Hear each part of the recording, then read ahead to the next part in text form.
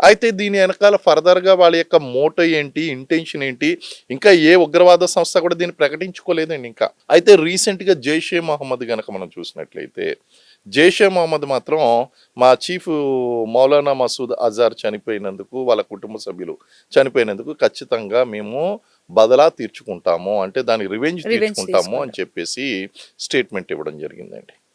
So ఇవన్నీ కూడా చూస్తూ ఉంటే ఇటు జైషే మహమ్మద్ కావచ్చు, లష్కర్ ఈ తయ్యబా కావచ్చు, లేకపోతే ఇండియన్ ముజాహిద్దీన్, హిజ్బుల్ ముజాహిద్దీన్ ఇలాంటి తీవ్రవాద సంస్థలు ఏదైనా కావచ్చు. There but is some definitely there is some Pak occupied Kashmir military terrorist outfits involvement అయితే ఇందులో ఉంటుంది. ప్రస్తుతానికి అయితే తేలలేదు. తెలియలేదు కానీ మనం ఖచ్చితంగా ఉంది అనుకోవచ్చు.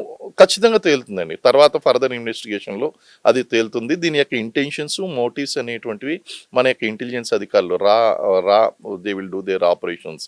ఆల్సో మన నేషనల్ ఇన్వెస్టిగేషన్ ఏజెన్సీ ఇన్వెస్టిగేషన్. వాళ్ళ యొక్క ప్రధానమైనటువంటి రోల్ ఉంటుందండి ఇందులో. ఎన్ఐఏ వాళ్ళ యొక్క రోల్ ఉంటుంది. ఇంటెలిజెన్స్ బ్యూరో వీళ్ళ యొక్క రోలు. అలాగే మన నిఘా వర్గాలైనటువంటి అలాగే స్టేట్ బ్యూరోస్, ఢిల్లీ బ్యూరోస్ ఇవన్నీ కూడా మనం చూసుకున్నట్లయితే వీళ్ళందరూ కూడా వాళ్ళ యొక్క పనిలో ఉన్నారు. నిఘా సంస్థలతో ప్రధానమంత్రి గారు కూడా నిన్న కంటిన్యూస్‌గా మాట్లాడుతూనే ఉన్నారు. నేషనల్ సెక్యూరిటీ అడ్వైజర్ ఎవరైతే ఉన్నారో అజిత్ దోవల్ గారు, ఆయన తన యొక్క అప్డేట్స్‌ని అందిస్తూనే ఉన్నారు. వీళ్ళందరినీ కోఆర్డినేట్ చేస్తూనే ఉన్నారు. So definitely will come to know the intentions of this entire thing అండి.